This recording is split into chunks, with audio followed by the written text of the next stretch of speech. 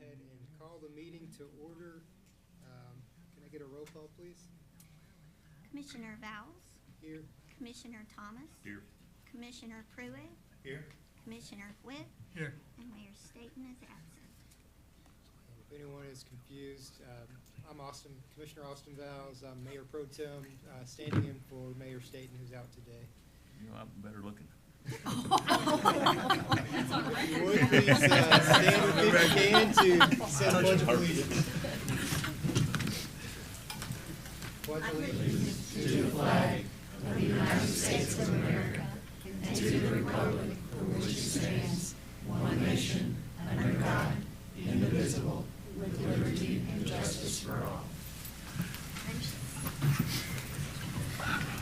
And I thank you all for coming out to the meeting today. We're happy to have you all in attendance. First item on our agenda is a presentation from Tony Hatton, the Commissioner of the Department of Environmental Protection, State Agency. And I believe that we're going to have someone from Henderson Water Utility talk to us for just a little while after Commissioner Hatton is finished. Mr. Hatton, you want to come to the podium? Absolutely. Well, I appreciate the opportunity to meet with you all today and to meet some of the folks from here in the city of Henderson. And I know this is probably the third time that I've spoken before this particular organization and the citizens, primarily about PFAS issues, per and polyfluoroalkyl substances, which we've all probably heard of, and if you haven't, you're going to be hearing about them sooner rather than later. And I think part of the art here is for us all collectively not to overreact and not to underreact, because it is a significant issue that's there's probably no geographical area that's not going to face issues related to PFAS, particularly as it becomes more and more regulated by the federal and state government. I don't know that I need to go back a lot through things that I've talked about before, but I'll certainly do that if you have any specific questions about some of the testimony that I've given before. I'll be glad to do that. And I do have an update on Shamrock, but I thought first it might be to everybody's benefit if I sort of gave a little bit of an explanation of what we as the state's primary environmental protection agency are doing and what we're responsible for, which we take our responsibilities very seriously. So in the Department for Environmental Protection, we have within it the Division for Air Quality, the Division of Water, and the Division of Waste Management, which covers all the main environmental regulatory programs, both those that are underneath federal rules and those that are under state rules. So in the last few years, most of us know, I've certainly been living it, an increasing scrutiny and concerns over per and polyfluoroalkyl substances and the effects they may have in the environment and the effects they may have on public health and personal health. PFAS is present in a lot of things. It's present in a lot of consumer products. We're not responsible for consumer products. We're responsible for protecting the state's air, water, and our waste management practice, making sure that those are sound practices. So those types of issues we deal with related to PFAS may be situations where it may be emitted into the air, it may be in groundwater, it may be in a drinking water source, it may be in landfills and other things in which it's managed, because PFAS is present in so many different things that are in commerce. So when you think about what we do, and this is what I try to explain to my staff, in environmental protection, I've been doing it for a while, it's a fairly simple calculus that we have to follow. Whether we get an air permit request in, or whether we get a permit from a facility who wants to discharge to the waters of the Commonwealth, or we hear that somebody spilled a couple of drums in the creek, those are all what we call sources. And when you think of a source, you think, okay, what is it and what's in it? So we work under that simple calculus. The next question is, well, if it gets released in the environment, where's it going? That's the pathway. And then what's it going to do when it gets there, and who might be exposed to it? That's the exposure. So we work under the source, pathway, exposure paradigm. It's really simple when you think about it that way, but it becomes very complex when you look at the different federal programs and the different kinds of environmental media. So I don't want to oversimplify it, but I say that because it sort of prefaces what I'd like to talk with you all about today before we get to Shamrock specifics, about what our philosophy and approach has been in Kentucky. PFAS is going to be and is in the process of increasingly being regulated under federal and state laws. When I look at that equation that I just talked about, where we don't really have any regulations right now, I'm thinking, what's that which most concerns me? Because I have a duty and responsibility to citizens of the Commonwealth to protect them as much as I can, given the authorities and responsibilities I have. So when you think of sources and pathways, you think of a spot on a map that's producing this and sending it there. And as regulations become more and more to the forefront, that's going to be more and more of the conversation. Where we've started out is, because I've always felt like it was the most important, is what are the potential for exposures on the part of our citizens? This question of where did it come from and who was it is going to happen. I'm talking across the board right now. I'm not talking site specific. It's going to happen. But that kind of thing will tend to unfold over a period of time. I mean, you can rest assured that as federal rules come down and state rules come down, there's going to be a lot of litigation. There's going to be a lot of lawsuits. There's already a lot of lawsuits out there now related to PFAS. Some of them are public. I mean, Chemours up in Parkersburg, West Virginia, McDonald's and Wendy's are being sued now because of PFAS in their burger wrappers. There's a class action lawsuit amongst firefighters because of the protective chemicals on their clothing. So there's going to be a period of time where it's going to be this major adjustment, where there's going to be a lot of litigation and a lot of case law that's going to establish how this thing goes forward. In the meantime, what should we be doing? We've been looking at the exposure end of it. Because I don't need regulations, I don't need statutes to determine whether or not we might have a set of circumstances where we might have the public being exposed.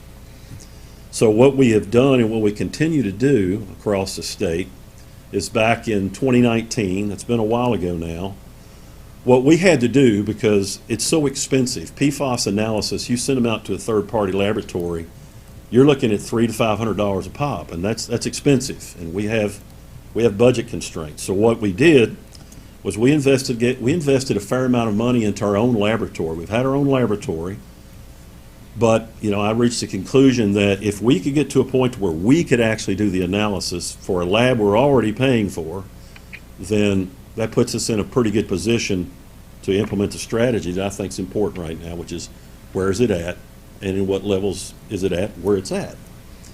So in 2019, we did a drinking water survey. We surveyed 81 water facilities across the Commonwealth of Kentucky. This is finished drinking water, not raw water, but drinking water coming out of the other side of the plant. And what we found in general is that those facilities that sourced from the Ohio River, that they typically had some level of PFAS even in their finished drinking water, even in those cases where a facility has carbon in place, and not all of them do. And part of the reason that that's the case is the Ohio River drains about 225,000 square miles of what is historically known as the Rust Belt, the industrial backbone of the American industrial might in the past. What we also found is most of those drinking water facilities inside the borders were less likely to contain, significant concentrations of PFAS. One of the first ones we did is a small town, and I don't mind saying it's South Shore, Kentucky. It's in Greenup County, all the way on the other end of the state, and they have a well field, and they had some significant numbers of PFAS in their drinking water. I don't know why. I suspect I might know why it's there, but I can't fix that piece of it right now. So they've had to take steps to have actually a water line, a temporary water line, run across the Ohio Bridge from the city of Portsmouth to be able to get half their citizens on a better source of drinking water. We just, about 3 weeks ago, started our second round of drinking water sampling facilities across the state. We're going to cover everybody this time. And once we gather that information, we're building data so, helping drinking water facilities know what you have, and so that you can plan for the future as these compounds become regulated. And you can, because there's going to be a cost associated with this. Cost isn't the most important thing, but the problem's not going to get solved for free. It's going to be very costly to treat raw source water to the levels that EPA is eventually going to establish. Also, in 2020, we did a surface water survey where we looked at 40 surface waters across the state. We found measurable levels of PFAS in 36 of those. We started about a year and a half ago fish tissue sampling.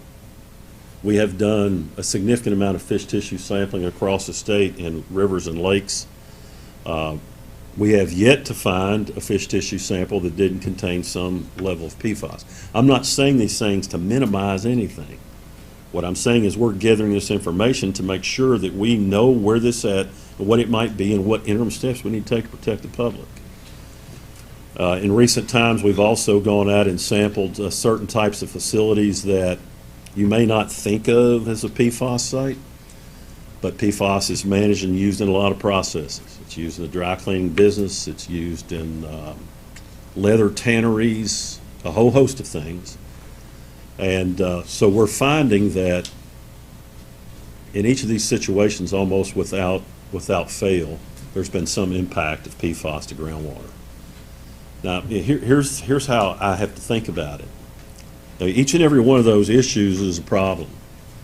If I have a site sitting on a map somewhere that has impacted groundwater, the very first thing that I'm going to be concerned about, just like it's the very first step I took on Shamrock, is do I have somebody nearby that might have a domestic use well or something where they might be being exposed? And if that's the case, that's that's the first thing we're going to look at. I mean, everybody, you have to triage, and that's like triage number one for us.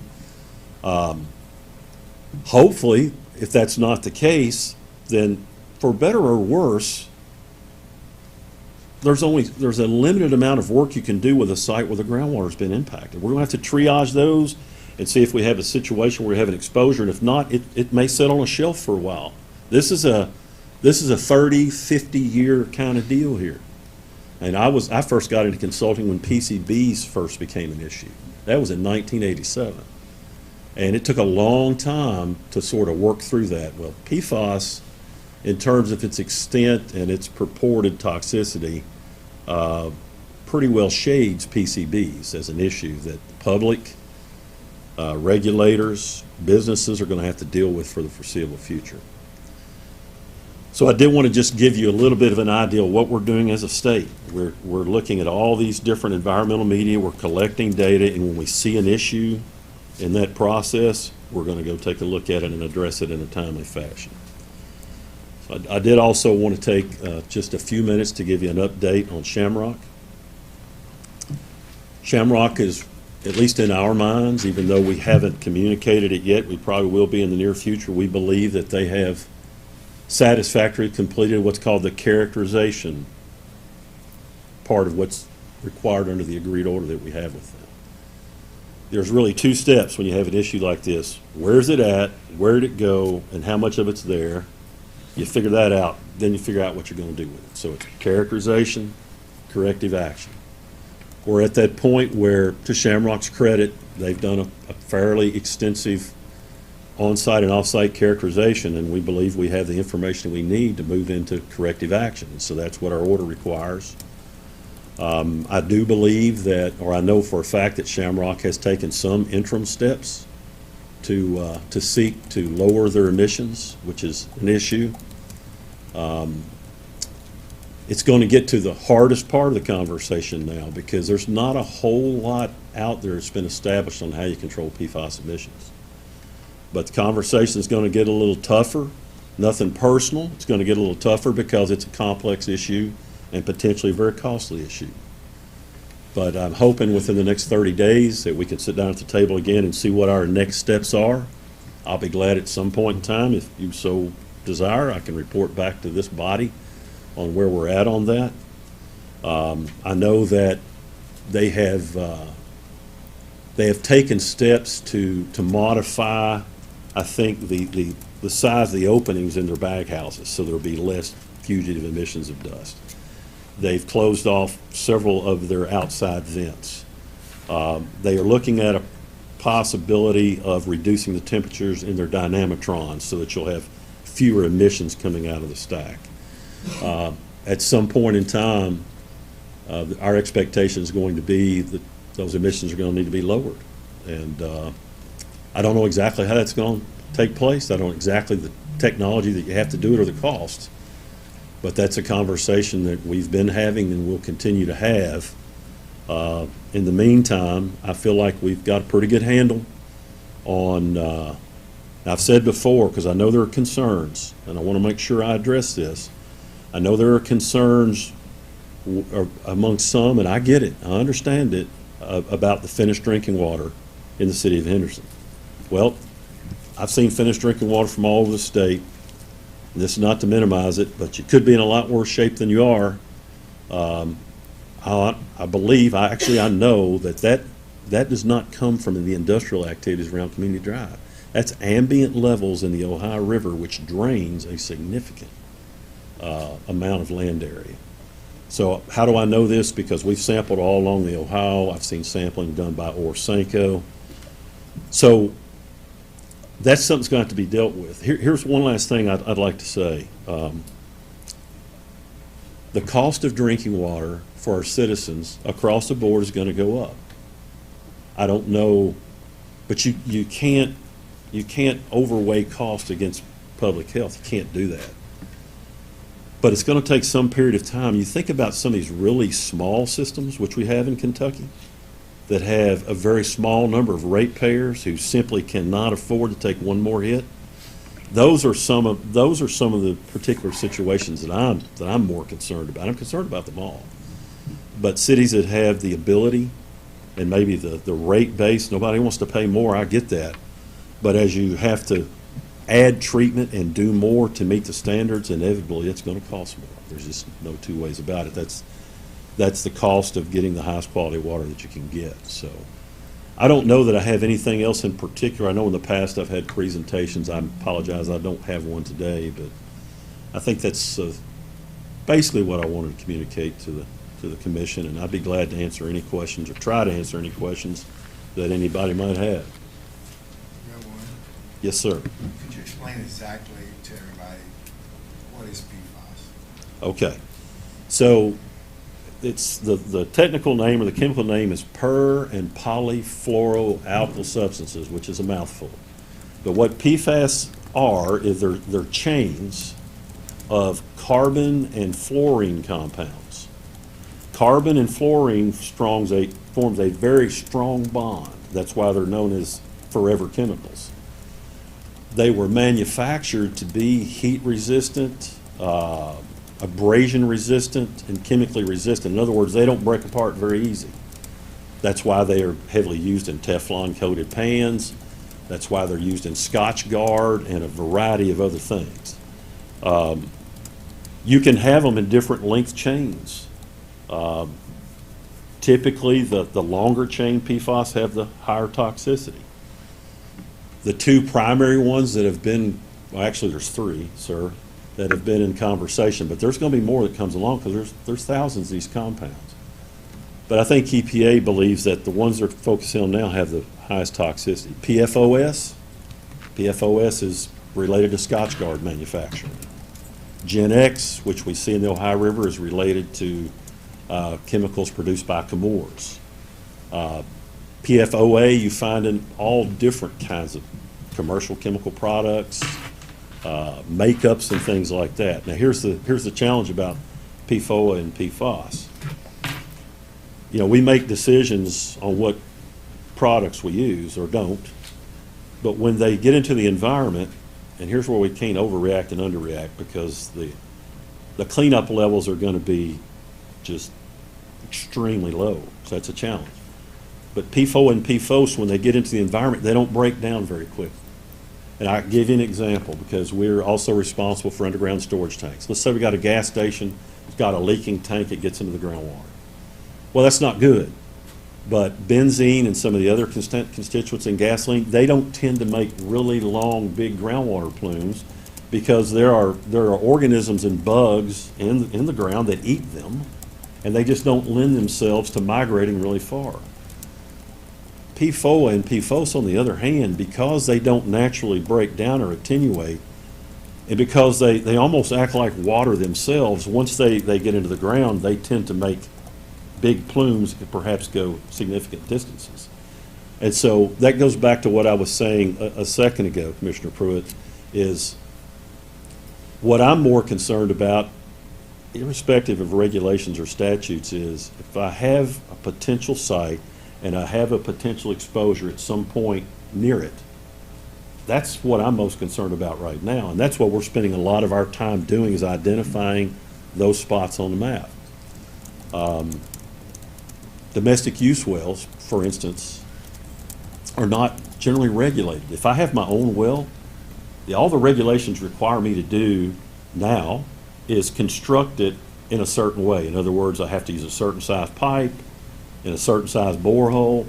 But other than that, all I've got to do is sanitize it, and then it's mine to use. That's a little bit different than someone who's perhaps getting their water from a municipal utility, which is regulated by federal and state rules. So nothing wrong with having a domestic use well, but it's one of those things out there that you don't want to find yourself in a situation where you might have a source nearby and somebody might be being impacted. That's where we're spending our time right now, looking at that exposure piece of it. That other stuff's going to come along when it comes along. And frankly, I think one of the results of it's going to be is that so many things are coming so quickly that it's going to put a strain on the legal system, laboratories and consultants. It's going to be a huge amount of work for regulators. That's why we're positioning ourselves to say we can't, if everything's a problem, then nothing's a problem. You can't live that way. That's why we're looking at this specific scenario I'm talking about. That's where we're going to start, and that's what we're the most interested in now, because we can do that. And at the end of the day, that's really why we're here, is to, protect public health to the maximum extent that we can. So I hope I answered your question, sir. Yeah, you did. That way, we understand it. But like you said, what I really don't understand is the part about, we know PFAS and PFOS is a cancer-causing agent. Right, there's That's right. some thought of that, Right. yeah. Then how do we allow that into our commercial, and knowing that that's Yeah. going to drain into the water systems and the air? How does that get into the line of commercial, being able to put that into products like that?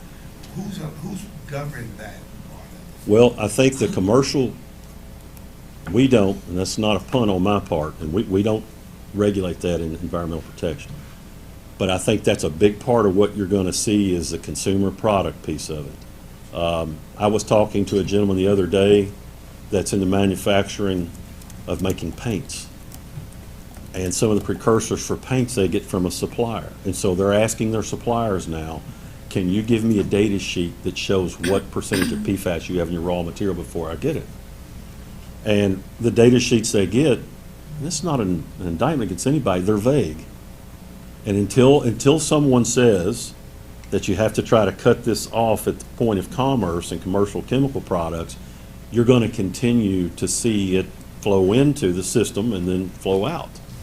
That's why, even a drinking water system or a wastewater system that doesn't really have any industrial inputs in it's going to have some level of PFAS just from residential, what I call, what's the word I'm looking for, anthropological use of the stuff.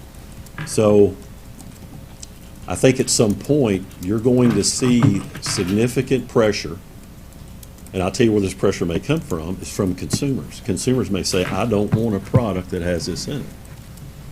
I've seen that in several different situations where that will drive business. But as far as anything significantly happening right now from the legislative at the federal level on this, I think case law is going to drive that boat. I think it will. I mean, like I said, McDonald's and Wendy's are currently being under a class action lawsuit for hamburger wrappers. So oftentimes rules don't just get established by the legislature, they get established by judges who make case law decisions, which in effect become the law. So I understand what your question is, but it's a big lift because it's used in so many things. And it was very good for what it was designed for. What's going to be the accepted level of PFAS in your drinking water? I think, Eventually. I think right now you're going to be looking at, for PFOA and PFOS, 4 parts per trillion. Now, that's not a lot. 4 parts per trillion is actually the detection limit that most analytical equipment today can get down to. Once you start getting below 4 parts per trillion, we can see down to a part per trillion in our lab, but it wouldn't stand up under legal scrutiny, because once you get below that point, you have to start you got to qualify the data left and right. But 4 parts per trillion, I think, is what you're going to be looking at for a couple of them. And I think you may see eventually some others drop in the bucket. And there's 4 other compounds that are going to have to be looked at collectively. In other words, they're not seen as being as toxic as the first 2, but you have to look at the 4 of them and see what they sort of add up to under what's called a hazard index scenario. So, yeah, it's going to be a challenge. Can water systems put in equipment to get down to that, if they can afford it? Water systems can put in equipment that can at least theoretically get down to that. There's 2 different approaches right now. There's one called reverse osmosis, which is so expensive most water systems won't be able to afford it. The other one is the use of carbon. You know, the carbon it attracts contaminants and it holds them. One of the good things about carbon, but maybe one of the not so good things in this case, is it attracts everything. So if I've got a piece of carbon that big around and it's got all these little receptor spots, at some point in time it's going to fill up, and I have to take that carbon out and recharge it or increase the amount of carbon that I've got. But carbon is a very effective medium for removing contaminants from water. I think what we're going to see is it even removes chlorine. And so I think you're going to see an added cost that if I have chlorinated water, at what point when I run it through my carbon, then I'm going to have to rechlorinate it, because you always need to rechlorinate it. I think those who are in the business of manufacturing carbon are just about to hit their stride. So that would be my guess. EPA has been talking with that particular sector. I have encouraged them to be careful about talking to that particular sector in a certain manner, because they'll take that material, they'll heat it, regenerate it, they may have some emissions from it, they may have a discharge, but it's the point, okay, what's more important? Do I need their product over here to take care of this problem more than I need to regulate them right now? I mean, that's sort of that's the way you have to look at it. But sometimes, you know, you get in these jobs and you can get so stuck in the forest you can't see the trees sometimes. So, yeah, I think those who are in the business of making carbon, the demand is going to be high. Livestock. Well, I can't say that, but What are 4 parts per trillion? Is there anybody in the state that is currently at that level? there are a handful of facilities just that we've sampled recently that exceed that level. Really? Yeah, and So it's possible. oh yeah, it's. Now I haven't seen anything in finished drinking water that would just what I could call blow your doors off.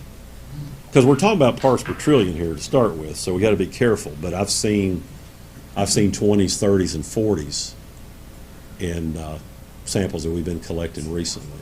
So you're going to be you're going to have some small facilities that are going to be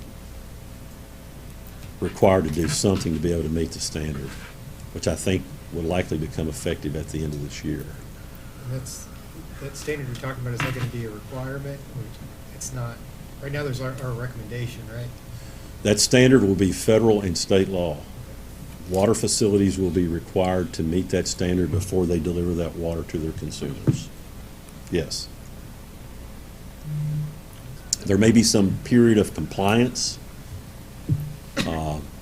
because if the rule came into effect tomorrow, there'd be a lot of systems out of compliance immediately. So what do you do about that? Appreciate you taking the time to come and present. I know it's a complicated issue. Probably all wish we spent more time listening in our chemistry classes. Very complicated, so not to make light of that. But you mentioned coming back and updating us, and I think that's probably the most crucial part from what I've heard from people, is just to make sure that we get the information out there as quick as possible and that people can trust the system. You know, I know we're mentioning the parts per trillion and whatnot. Would you say today that our drinking water is safe to drink? That your water here in the city Correct. is safe to drink? Yes. Well, I don't know what your recent sampling results are. I think there may be a conversation about that later. And I'm actually going to have Kevin from HW talk about that. Okay, so anyway, because, yeah. Commissioner Yeah, Henderson. so, Sure. you know, safe's a I mean, I know it's a real vexing concern, question. Yeah. It's a but I vexing think at the end of the question. day, that's what people want to know. Yes, I understand. I do. Pardon me, sir? The water's got a smell to it? Yeah. Okay. Any other questions for Commissioner Hatt? Did a great job. man. Thank you, sir. Appreciate it. Yeah, Thank you. absolutely. Thank you so much for coming from Frankfurt to speak with us today and for your cooperation throughout this concern Yeah, that our community's experiencing. it's my pleasure. Thank you. And, Kevin, that you come up to speak on behalf of HWU and just could you let us know, generally what's being done to monitor our PFAS situation, our drinking water, and to filter? Will do. The stage couldn't have been better set, especially with your question, Commissioner Witt. Yes, it is safe to drink. Quite well stated on that. The EPA guidelines were issued today, stating that they're the proposed EPA guidelines. They won't become law for another year after a lot of public discussion, public input, those kind of things. And the proposed regulation is to limit it to 4 parts per trillion. And just like Commissioner Hatton said, there will also be some other matrices that determine a health limit as well. They've also proposed that, is it going to be an instantaneous 4 parts per trillion, or is it going to be some type of a running average? Anytime we get into a running average, that's better than an instantaneous. It's hard to plan for or even treat instantaneous levels. But what we've been doing for the water utility for the last many years is keeping a close eye on PFAS regulations, PFAS levels in the Ohio River. We've been testing off and on for probably the last 10 years. This isn't something that's new to us. This isn't something that came as a surprise to us last year. We've been very much out ahead of this. And one of the things that we did right off the bat last year when the national news hit of a 4 parts per quadrillion level was to determine whether or not our treatment capabilities could mitigate any level that's in the raw water, Ohio River. And what we found, we feed powdered activated carbon, and what we found was the powdered activated carbon that we use was an effective strategy to mitigate or to minimize any level to a certain percent that's in the Ohio River water. And so we shelved that. As long as we knew that we had an answer in the short term, we were satisfied. Now this was before the guidance came out about a year ago. Once that came out, the entire nation was under alert, and we wanted to be able to know if we could do this on a consistent basis. And so we began testing the raw water, our finished water, drinking water, on a bi-monthly basis, bi-weekly basis, twice a month. And what we found is out of 42 samples of our raw water, the water that's coming in from the Ohio River, 5 exceeded that 4 part per trillion. So out of 42 samples, 5 of them exceeded the 4 parts per trillion. The highest was about 7.8 parts per trillion, which is still pretty low. As far as our drinking water goes, out of the 42 samples, none of them exceeded the 4 parts per trillion, at least thus far. And what we're doing is, we're trying to develop a treatment strategy with powdered activated carbon in the short term, however long that short term is. We're trying to develop a treatment strategy that says, you know, if the raw water is at this level, then we need to treat with powdered activated carbon at this level, and not at this level. And that's hard to do. Long-term strategies, you know, we've got plans on the shelf to expand our treatment plant into a granular activated carbon treatment plant. Now that's fixed carbon beds. It's not powder. It's a fixed treatment bed where the water passes through and it absorbs, and after about 8 to 10 years you have to send that carbon off and get recharged, refired. The concern is going to be what happens to that carbon once you do that, you know, and who's responsible for the treatment costs of that, and do you want that carbon back after, you know, there are tons of questions out there right now regarding this. But what I can tell you, short answer to Commissioner Witt's question, yes, your drinking water is safe. We have the data to prove it. We're going to continue to monitor the data to prove it and to keep it under this 4 parts per trillion, whatever it takes and whatever we have to do to do it. And I'll be glad to answer any other questions. There's 4 parts per trillion. Do we have a goal for 3 parts, 2 parts, or are we just waiting to see what happens? Do we have a goal for treatment? Mm-hmm. I mean, to get to a certain number.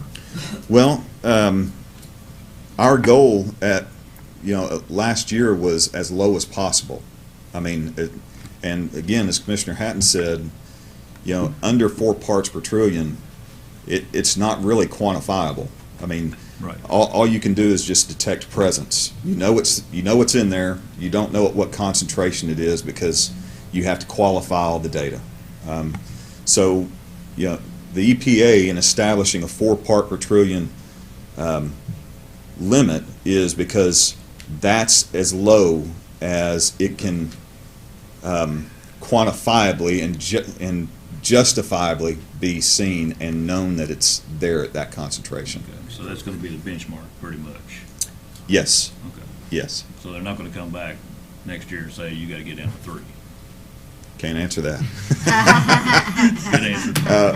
I would say expect it. You know, you know, the way regulations go, they move with technology. So as technology advances and it's able to detect lower limits, guidelines are going to go lower. Sure. Okay. So we're not there yet. we're not there yet. Okay. We won't ever be at 0.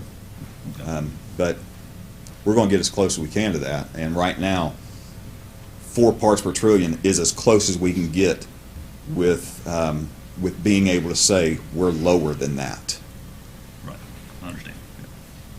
Just a point to clarify, I think, the drinking water, our drinking water is coming from the Ohio River. That hasn't, to my knowledge, had anything to do with the Shamrock concerns. None. Okay. None. We're all upstream. Our intake is upstream of all that. There is not a 1-to-1 correlation there. I wouldn't even know. I wouldn't even begin to know how to say there's not even a 1 to 10,000 correlation there.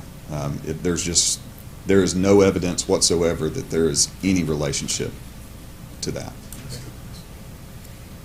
I've got one, Yep. Commissioner, for you. When, you know, everybody buys water like this. Who's monitoring the PFAS levels of this? Or do y'all ever check the companies that make these and see what their PFAS level is in these, or are they just allowed to just run it? Bottled water is largely not regulated. It's not, it has to come from a potable source. And then the question comes up about the container. We have sampled, and I'm not going to put any names out there right now, but we've sampled several different bottled waters and run through for PFAS. And it was high, right? It's there, except in a couple of cases. It's there at low levels because it comes from a potable source. Higher than 4 parts? Well, sometimes it is, yeah. I mean, once you get below 4 parts per trillion and you look at a lab data sheet, it doesn't mean anything. It's just like Kevin said, it's there, but we can't really tell you what. some people have elected and chosen to use their receptacles for drinking water. I mean, it gets to a point sometimes, do I have another option? Some folks might not have as many options as others. That's just, that's the reality sometimes the world we live in. But that's not to say that bottled water is bad. I'm just saying it's not as regulated as like water that comes out of your plant here. So it's not. Any other questions? Thank you. Thank you, Kevin. Appreciate it, thank you. Yeah. Okay. And we will move on to our next presentation, which is the status of the Henderson-Evansville Metropolitan Planning Organization. And for that, we have Syed Shokudazar. Shokuzari, you're good. And Pam Drock to give us a presentation on that. Go ahead. Thank Good you. afternoon, commissioners and Welcome. members. Thanks for the invite.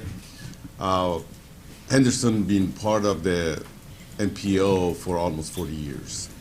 And with the new census, the 2020 census, they redraw the boundaries, the urbanized boundaries. And we saw some changes that we're not quite happy with it. And it's pushing Henderson out of the NPO area. We've been working with KYTC and Federal Highways and many other people that are involved with this to find a solution for it.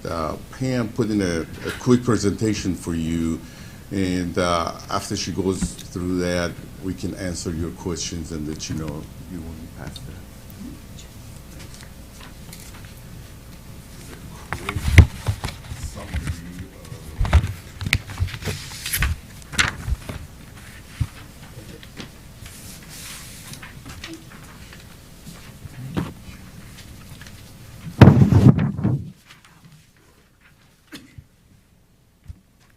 Good afternoon. As Sayed said, that we've been doing transportation planning with Henderson and Evansville for quite some time now. So these changes have come as a surprise to us. Our understanding is that the situation that we're finding ourselves in is relatively new across the nation as well. So what I'll talk to you about today is where we are today and what we know, and then let you know what kind of questions we're asking, because it's a fluid situation. There's still a lot of things that we don't understand at this point in time. So yes, with the 2020 census, when the Census Bureau went to analyze the census information for their statistical purposes, they changed some of the criteria in the definition of an urban area. And those changes involve density of households, as well as the distance between the densities of households. And as you know, we've got the Ohio River and the floodway and the floodplain between Evansville, the Evansville urban area, as well as the Henderson urban area, and that was one of the criteria that they changed. And with that change, instead of being one urban area, Henderson, Evansville urban area, we're now two. So the census, when they went through this, they themselves recognized that there are some agencies out there that will use their statistical definition for non-statistical purposes, such as with programming, funding, and planning purposes. And Federal Highway and Federal Transit are two of those agencies that use this information. Our understanding at this point in time is that from a federal perspective, Federal Transit and Federal Highway Administration can adjust those urban boundaries, and they can adjust them out.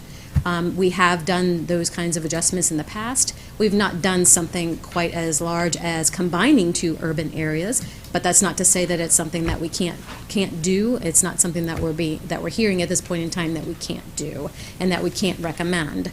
But then there would be the second step to that, and that would be if we were to be successful in maintaining one urban area, Evansville, Henderson combined, would that also apply to the distribution of funding?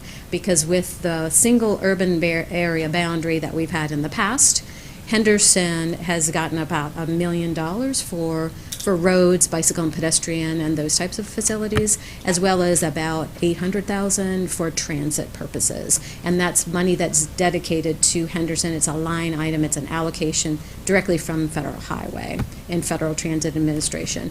With the separation, though, if Federal Highway and Federal Transit were to go with the statistical change, that the Census Bureau is making, that allocation, that direct allocation to Henderson would no longer be there, and that Henderson would be competing against other communities in the state in terms of getting funding for roads, bicycle and pedestrian, as well as free transit service. So we are in constant communication right at this time with KYTC. We're talking with Federal Highway Administration as well, and we've also talked with Federal Transit. Those discussions are ongoing. As a matter of fact, while we were sitting here today, we got another hit with a request for a meeting that we're going to have next week. And so, again, it's a fluid situation, but that's where we are today. And I didn't know if there are any questions. I'd be happy to answer them.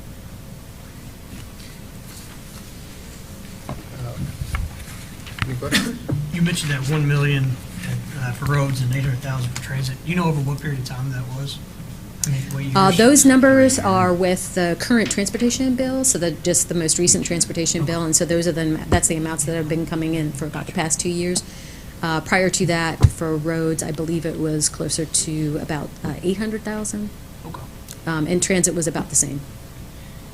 And to further elaborate what Pam and Syed are referring to, your local Watson Lane project is funded with these federal dollars. The Green River Road widening project was another project. Numerous sidewalks have been funded with that. But I think what's more critical and what they are telling us is the transit dollars. If they go away, we will not have a bus service. And if we were to continue a bus service, we would have to compete, as Pam said, with other cities and municipalities across the state of Kentucky for those dollars. So this is a very, very important matter. I will say that Pam and I did have a conversation last week with our governor to make him aware of it, and I believe the commission will be traveling to Washington soon to be able to carry the message to our federal elected officials of the importance of this matter. So we appreciate everything the MPO is doing. They've been very proactive and are working both sides of the river to make it a joint effort. So thanks to both of y'all for what you're doing, and we look forward to zooming in and narrowing down what we may have to do as a city to continue this relationship with the Evansville-Henderson MPO. Our bus system is pretty much entirely funded by this system. I think Mr. Conrad would attest to that. And yes, certainly thank you all for what you're doing to try to figure out how this is going to affect us, and if there's anything we need to do to assist you all in that effort, please let us know. We'd be happy to carry any message we can to Washington to try to get any help we can. Okay. Yeah, we appreciate that, and we have Buzzy on the email circular, so he's aware of all the situation, and I'm sure you let him know if something to take. Thank you. Thanks for the opportunity. Thank you. Thank you.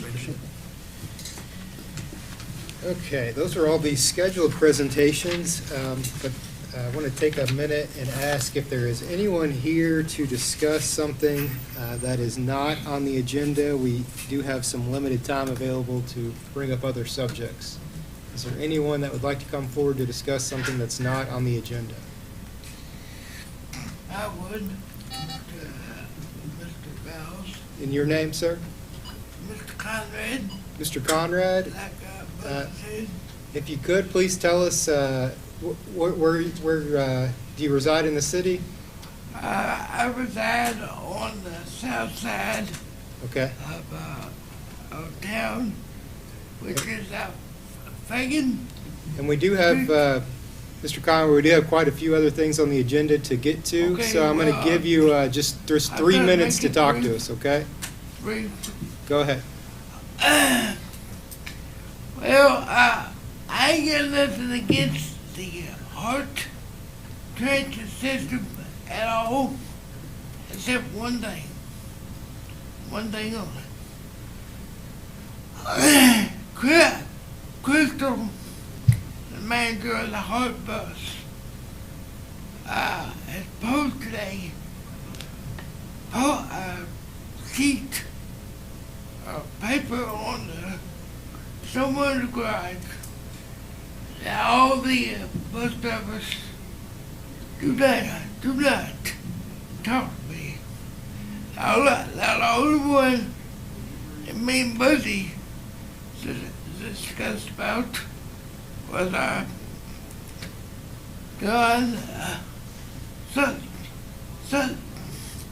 S-U-T-T-O-N. Sutton. Sutton. Yeah. Okay. And I don't know why, I do not know why Crystal has done this, but thing of it is, I understand everybody got problems, everybody gets hard, everybody gets frustrated with the traffic and all that. Sometimes these bus drivers want to take it out on me, either because they're running late or running behind, or they had to get up and strap me down to the floor, you know, or they say, well, can't let you get out any earlier than the last run of the day. No, I've got to work within the schedule, because I got a caregiver that I got to work with too. Buzzy knows about that too. So I got to meet two kind of schedules to make everybody happy, you know, plus me. And I can't do it. I mean, I tried my best, Mr. Vows, to make everybody happy. But sometimes we all have bad days. I have never met one perfect person in this life. And we all make mistakes. Can you tell us, is there something specific you're requesting that that Hart do to alleviate the situation? I am requesting that Crystal take down that piece of paper or whatever she told the other drivers about not talking to me. I want her to stop it. But I ain't got nothing against them. If I got anything against them, I would tell Crystal myself or tell Buzzy. Okay. You know? All right. Well, thank you for sharing your concern with us. We will ask our city manager to look into that situation and see if he can potentially resolve that for you. Okay? All right. That Buzzy, I've got that situation resolved with Grant. Because you told me to get back with you.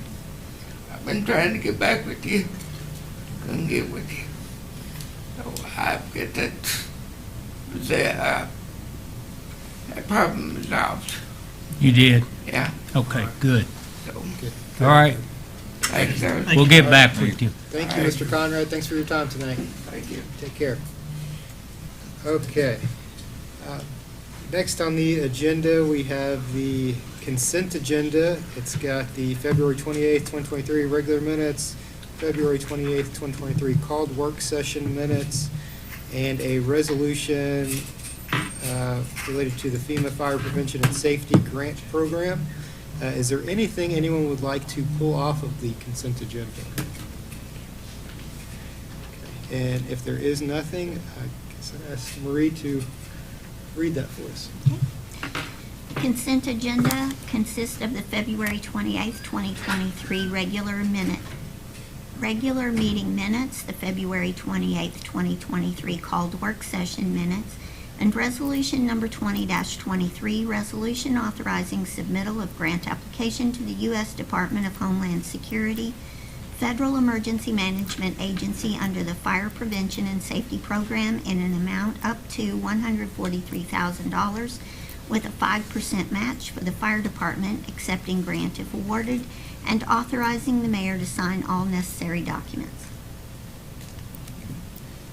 Is there a motion to approve the consent agenda? So moved. Second. We have a motion and a second. Any further discussion? If not, can go ahead and have a roll call. Commissioner Vowles? Aye. Commissioner Thomas? Aye. Commissioner Pruitt? Aye. Commissioner Witt? Aye. Okay, and then next on the agenda, we have a first reading of a zoning ordinance amendment for model homes. Don, do you want to tell us a little bit? Sure. What's At our about? last meeting, you'll remember we brought you a proposed zoning change to allow model homes as a permitted use in all residential areas, R through R5s. And of course, as you all know, any zoning ordinance has to go to the planning commission for their review and for their recommendation. They did review it at their last meeting. They made no changes to it, and they recommended it and sent it back to us. And Marie, could you go ahead and read that? Ordinance number 02-23, ordinance amending Article 2 definitions, Section 2.01 definitions, and Article 11 R1 Single Family Residential District of Appendix A zoning. An ordinance amending Article 2 definitions, Section 2.01 definitions, and Article 11 R1 Single Family Residential District, Section 11.02 permitted uses of Appendix A zoning of the Code of Ordinance of the City of Henderson to define and permit model homes in certain residential zoning districts. And is there a motion to approve? So moved. Second? Second. Is there anybody who'd like to give further comment on this ordinance? Being none, can we go ahead and have a roll call? Commissioner Vowles? Aye. Commissioner Thomas? Aye. Commissioner Pruitt? Aye. Commissioner Witt? Aye. The next item on the agenda is a first reading of a budget ordinance amendment for fiscal year 2023. My understanding is this is what came out of our most recent work session that we discussed in detail. I guess we'll have Marie go ahead and read that one. Oh, I forgot. Okay. You've got 3 minutes. I don't think I can do it in 3, but I'll try. Ordinance number 03-23, ordinance amending budget and appropriation ordinance. An ordinance amending budget and appropriation ordinance for the fiscal year commencing July 1st, 2022 and ending June 30th, 2023 for the City of Henderson, Kentucky. Whereas on June 14th, 2022, the City of Henderson adopted its annual budget and appropriation ordinance for the fiscal year commencing July 1st, 2022, and ending June 30th, 2023, being ordinance number 14-22. And whereas the city manager recommends that the following additional amendments be adopted. Now therefore be it ordained by the City of Henderson, Kentucky, that ordinance number 14-22 is amended as follows. Number 1, General Fund Administration, $3,124,250. Finance, $2,828,070. Fire, $9,048,850. Parks and Recreation, $1,815,020. Police, $9,449,930. Public Works, $3,327,780.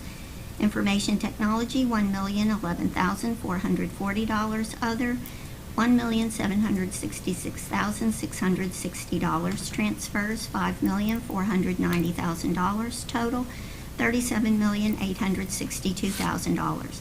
Number 2, there is hereby appropriated from the general and special fund accounts of the City of Henderson and allocated to the various funds of the city the following amounts.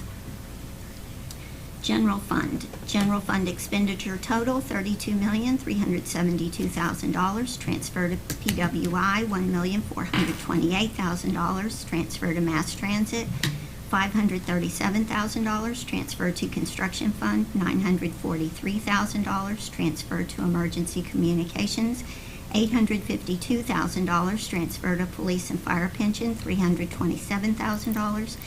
Transfer to civil service pension, $79,000. Transfer to cemetery, $257,000. Transfer to bond fund, $1,067,000. Total general fund, $37,862,000.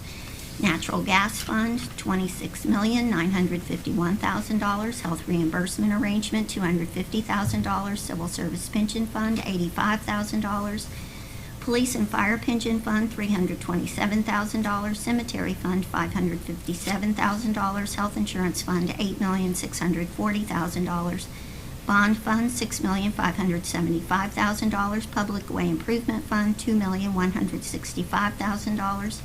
Construction fund, $21,246,000. Heart operating fund, $1,678,000. Sanitation fund, $5,266,000. Emergency communication fund, $2,076,000. Tourism commission fund, $230,000. Community development fund, $784,000. Police investigation fund, $93,000. Excuse me. Number 3, the number and classifications of city employees as recited in the annual budget is approved as presented. Number 4, the city manager is authorized to hire an additional 2 police officers when it is deemed necessary by the chief of police and the city manager due to the length of training necessary for this position. Number 5, the city manager is authorized to hire additional non-hazardous duty personnel for key positions when deemed necessary for succession training purposes, and the expenditures for the additional hires do not exceed the appropriations granted. And number 6, this ordinance shall become effective as of July 1st, 2022. So moved. Motion approved, so moved. Got a motion from Commissioner Pruitt. Is there a second? Second. Second from Commissioner Thomas. Any further discussion on the motion? Go ahead and have a roll call, please. Commissioner Vowles. Aye. Commissioner Thomas. Aye. Commissioner Pruitt. Aye. Commissioner Whitt. Aye. Okay. Next item on the agenda is a resolution declaring ambulances as surplus property. I think we're pulling that. We're gonna pull that. We'll have something possibly at our April meeting, if not sooner. All right. And then we will move right along. Next, we have the city manager's report. I understand there's a discussion on police policy on take-home vehicles. Major Conrad, would you step to the podium, please? Chief McKinney could not be here today, so Major Conrad will be here to present a policy change within the police department. And upon his presentation, if you have any questions, please feel free to ask him. I'm new to this, so bear with me. So our current take-home policy includes Henderson County, as well as the counties of Kentucky that border Henderson County. We're wanting to alter our take-home policy to a flat 40-mile radius from the center of Henderson County that would include Indiana. We currently have 9 officers who live in Indiana that cannot drive the patrol cars home.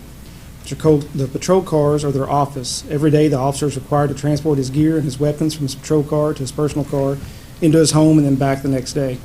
Rain, shine, or snow, they are transferring books, binders, paperwork, gear, and weapons from vehicles to their home to keep them secure.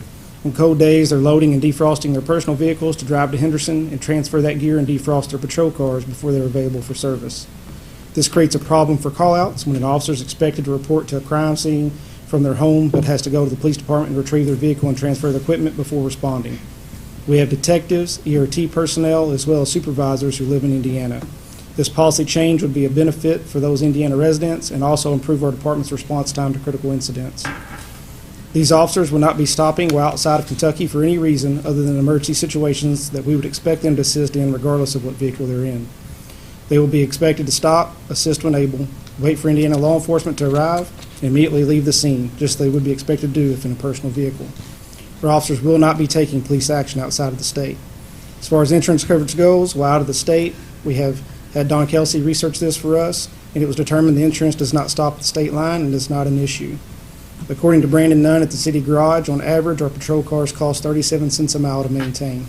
This policy change would currently affect 9 officers who reside in Indiana. Based on the numbers provided by the city garage and those currently living in Indiana, this policy change would cost an average of $165 a month per officer, which comes out to an average of $1,991 per year per officer who lives in Indiana. This is a small price to pay to retain current employees and attract new hires and laterals from Indiana and surrounding counties who want to work for the Henderson Police Department. Within the last 2 months, we've had 2 individuals contact the police department interested in employment, and both inquired about our take-home policy and how it would affect them living in Indiana. With the current perception of law enforcement in our nation, it's becoming harder and harder to get qualified applicants interested in working for our department. Out of the last 3 hiring processes, we have a total of 8 applicants pass our written and physical test and proceed to the interview process. Out of those 8, we've only had 2 candidates make it through the hiring process and be offered a job. Based on the 9 officers we currently have residing in Indiana, the average driving distance is 13 miles per officer, which is equivalent to a round trip from the police department to community college. We do not believe this would have a noticeable impact on the maintenance or longevity of the patrol cars. It is no longer uncommon for citizens to see patrol cars from other counties and states in their neighborhoods. Henderson currently has 2 Owensboro police officers, a Davis County sheriff, a detective from Evansville Police Department, as well as others who live and park their patrol cars from other agencies in Henderson County. In closing, the Henderson Police Department believes this change in the patrol car take-home policy would assist in retaining the current employees residing in Indiana, help recruit new hires and laterals who live in Indiana and surrounding counties, and improve our department's response time to critical incidents. We believe the policy change will be a minimal cost to the city and have very little impact on maintenance and longevity of the fleet. We believe this policy change is necessary to stay competitive with nearby agencies and ensure we are doing what we can to staff the Henderson Police Department and give the citizens the service they deserve. All right, thank you, Mr. Conrad. There's a very good case for what you're asking for, I think. Questions? I have one. I guess, are there any legal implications with them having their Henderson cruisers across state lines? Yeah, Good. it's actually becoming more and more common. Gotcha. Good to know. One thing you said, I will say, they don't have jurisdiction. Right. They do, they would have jurisdiction once they cross over into the county. They don't have jurisdiction. you said, up to 40 miles, so that would, when you catch Bloomfield, is that, how far is Bloomfield? I have a map. It would catch Boonville. So 40, I don't know the schedule, I'm just, said 40 miles a day, just for that, times 5 is 200, and then 52 weeks, so, you're looking at, I don't know, maybe 10,000 miles extra a year on a car. I think it would have an impact on the mileage. I think that would, but, I don't know if that's enough to make me lean one way or the other, but it would have mileage impact on the. And right now, with our patrolmen working 12-hour shifts, with 8-hour shifts, they were averaging 21 days work per month. On 12-hour shifts, they average 14 days. So it does reduce 7 days per month that they would be driving back and forth. How far are we currently going? Right now, we're Is it doing Davis Henderson County? County and the surrounding counties. Yeah. If we look at Owensboro, Davis County, and we look at Webster County, out to Providence is right at 40 miles. That's why we went with the 40 So we're miles. just not crossing the bridge, so it's, Right. okay. So as of right now, including Webster or Davis County and Webster County, we're already at that 40 Except for mile. just making a big circle. So you're farther away from Henderson and Webster County than you are at Evansville. Absolutely. So we're already going that distance now, just opposite direction. So you do have, how many cops do we have on the force, you said, they live in Evansville? 9 at the moment. This is a police policy, and we're just looking for some consensus from the Board of Commissioners with their request. I think Mr. Conrad's made a great case for it, and I'd support it. I'd be in favor of it. Another recruiting tool. And like I said, we do, like in Western County, it's further than just across the bridge. Helps maintain our force. And right now, we currently have a sergeant, a detective, a lieutenant, and another detective. They're all in specialty positions that are in Indiana. We can't persuade them to move to Kentucky. Well, we're hoping that Indiana doesn't persuade them to come there, so. We're building some new houses. There you go, mister. You're thinking like I'm thinking. We can't persuade them to come over here. We're hoping Indiana doesn't persuade them to stay over there, so.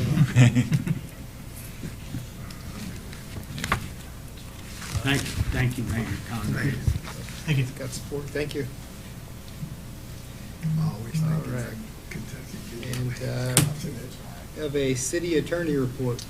Thank you. I just wanted to bring the commission up to date. As you all know, you all approved the city to go forward with our 4th mass foreclosure. We have sent out our letters, and March 17th is the deadline, our last chance letters to taxpayers who owe taxes. This Friday is the last day for that, and then we will be moving forward. We hope to have that filed in May or June. Get your taxes paid. Next, we have city commissioners report. Anything tonight, Commissioner Pruitt? No, I'd just like to mention that we went to Indiana State Championship, my daughter's team, and she brought back the #1 team in in Indiana, level 2. She's first place, and she's got another 4 or 5 Indiana State champs coming out of the gym. Awesome. All